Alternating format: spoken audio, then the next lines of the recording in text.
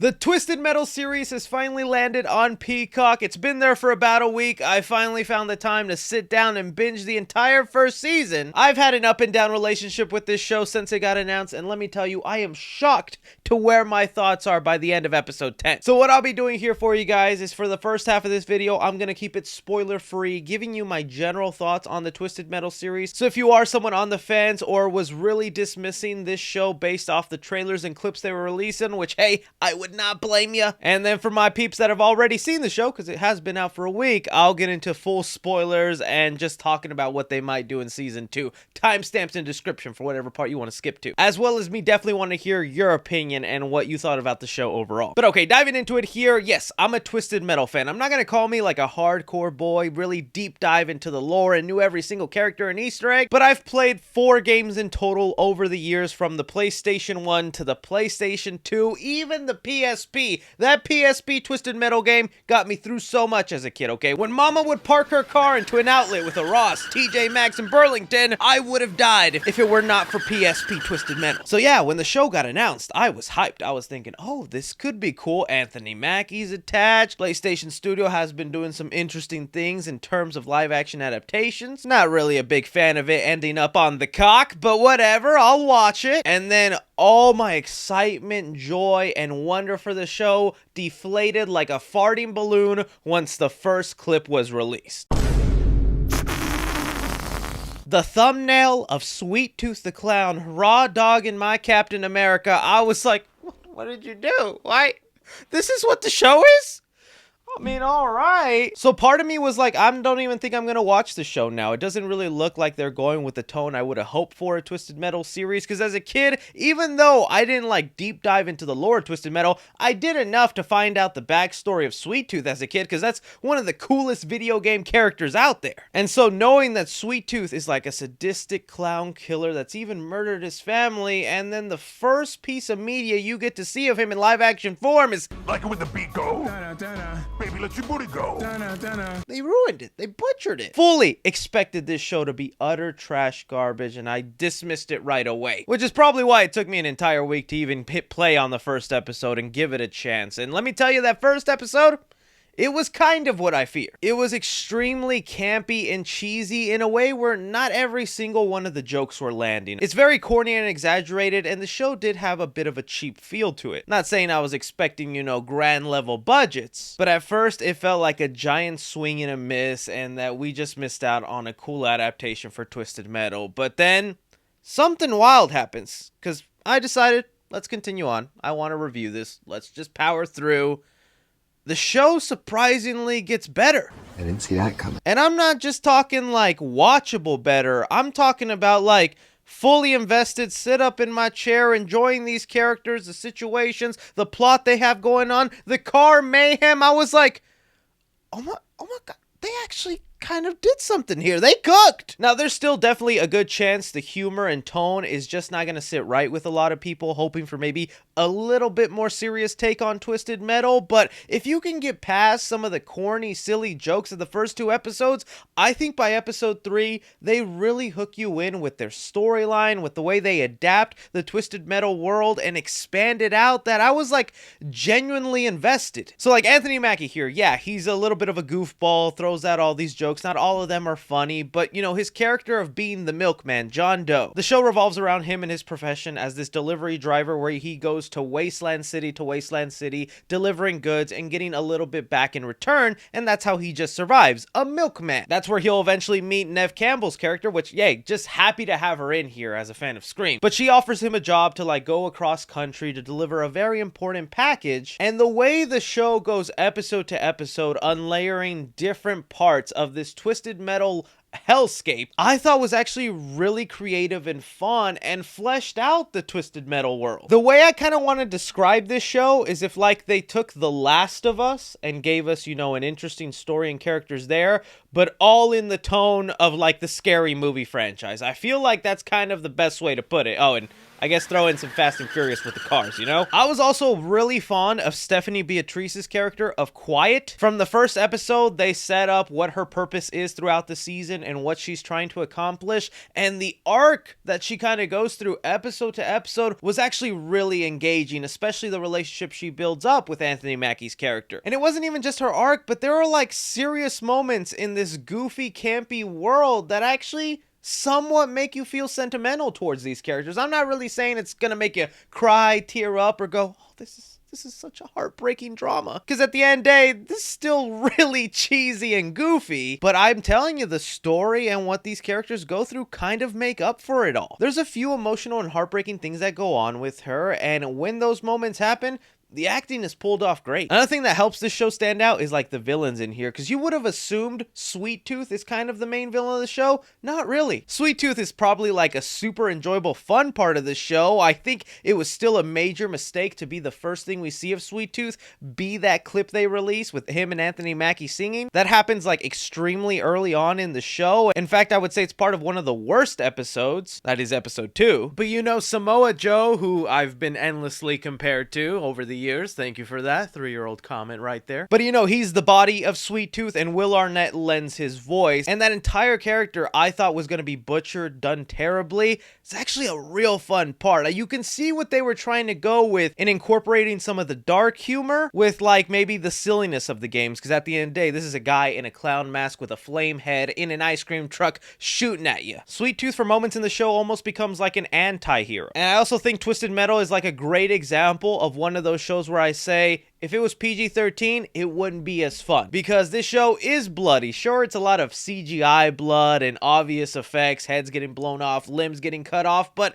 that adds into the entertainment value in here. It's just kind of like junk food fun. And so getting those scenes where Sweet Tooth is literally just butchering up people and making his little gags, I was enjoying it. But the real villain of the show is actually Thomas Hayden Church. He plays Agent Stone, the character I definitely remember for having the police car. And from episode 1, yeah, they set him up to be a real big bad. I even like the episode where they give us his backstory and how he became kind of sadistic. You know, post-apocalyptic shows do that a lot, where sometimes episodes are dedicated to certain characters' backstories, and sometimes that just makes my eye roll. Because I'm like, we don't need to know everyone's backstory. Not everyone just has an interesting upbringing. I feel like every episode that dealt with someone's backstory really did add not only to the world, but to their character. I still think there will be people disappointed that it's a little too goofy, campy, and cheesy, because that doesn't really go away throughout it. You just kind of get used to it and start vibing with that tone. But if you can kind of look past those moments, I think you could really find yourself caring about, you know, the main characters in here, Anthony Mackie and Stephanie Beatrice. Sweet Tooth will just be an added on bonus to all that, and where the story goes and ends off for season 1, I actually am really looking forward to season 2 and what else they have. I do think the show is lacking in a little bit of like that car mayhem action, which is like what the entire Twisted Metal game basically is, you know, battle royale with cars. I think they throw enough of it in there where you feel like, oh, when are they going to get to the car action? A lot of it mainly happens towards the final episode, but even then, I feel there's enough going on to keep you going, to keep you wanting to hit next on that episode. If you can get past the first 3 episodes, from 3 on out, I feel like you are just glued to the screen and having fun. So look, yeah, it's not amazing. It's not going to be show of the year, but as far as like just junk food fun and actually being a decent adaptation of a video game property, Twisted Metal is like a solid 7 out of 10. But now moving past kind of the spoiler-free section and diving into spoiler territory and just throwing off some things I thought about as watching the show, you've been warned. Let's get into it now. Guy smashes a watermelon with his dick.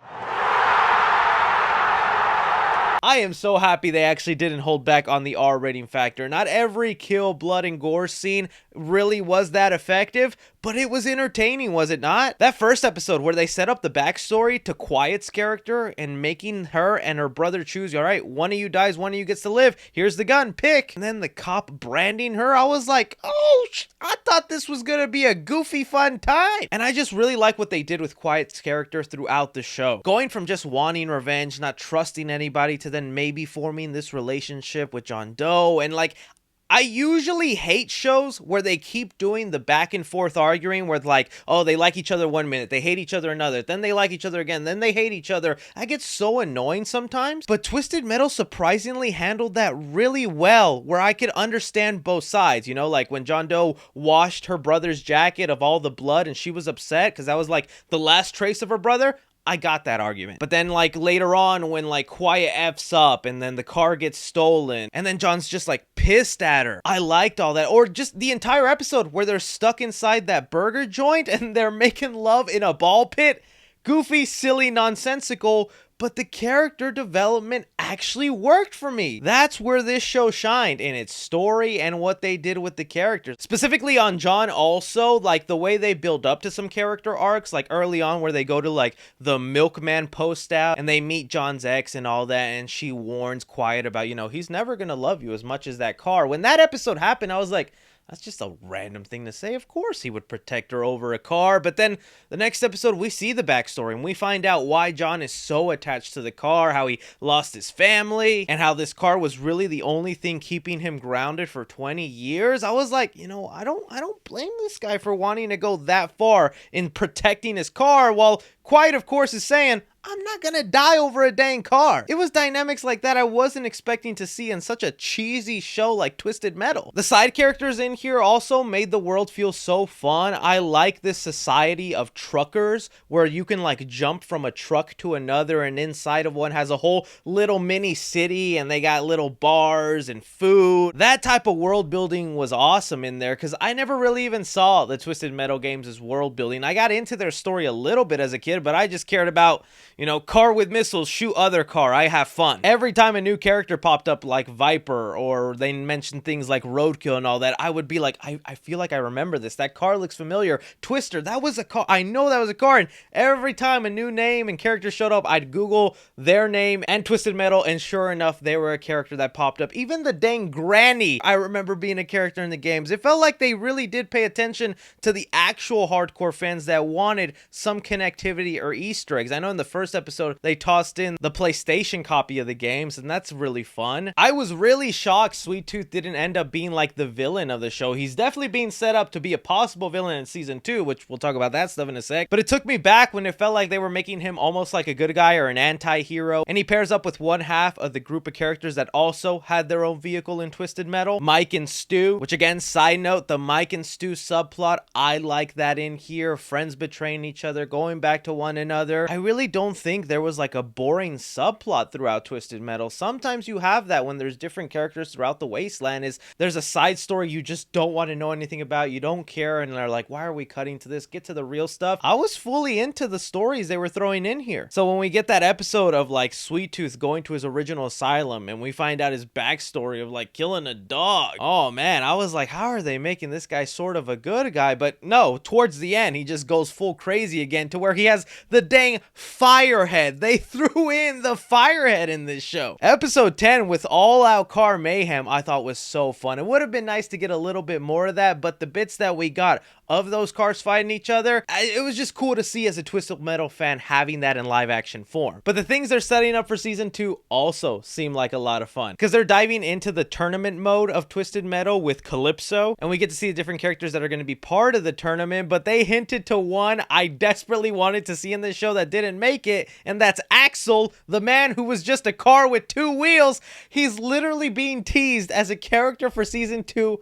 and I am watching that season just for him. How they're gonna make that work in live action, I have no idea, but hats off to you for throwing that in there. And so that's where probably John is going to be headed towards, while we see Quiet ends up meeting the sister of John, Dollface, another character I remember from the later games. That has me curious to see, you know, if Dollface wants to find her brother, you know, out of love and respect and to unite as a family, or maybe she has other purposes for him. And will all these other characters also be part of the tournament? Because you can't tell me we're not also going to have Quiet join the tournament. We got to have Sweet Tooth join the tournament, and Dollface probably going to be in the tournament too. They weren't really on the board, but it feels like they could fill in spots because Sweet Tooth did survive. There was a post-credit scene and all where they kill off Mike and Sweet Tooth grabs Stu and takes him away. Twisted Metal, the series, I think was kind of a win. Again, want to reiterate, it's not like amazing groundbreaking TV, but it's just kind of junk food fun. It's entertaining. I fully expected this show to be pure trash after seeing some of the trailers and clips, and I'm just glad I gave it a chance. Maybe next season they can better balance some of the, the darker emotional moments with the really goofy humor. Definitely expecting them to get a little bit of a bigger budget because they're introducing some interesting things. But even if the budget isn't always up there, if they keep the same kind of storytelling and interesting arcs with the characters, you got me going. I'm gonna be watching that. So yeah, I apologize to the Twisted Metal series for being a hater at first. You proved me wrong. Now make season 2 just as fun. But I want to hear from you guys. You've seen the Twisted Metal series. Did you get into it? Did you give it a chance? Were you someone that just completely hated it? I'm curious to hear your thoughts down below. Don't forget to like, subscribe, follow me on Twitter at 3C Films or on TikTok at 3C Films. But as always, I'm Chris. Take care.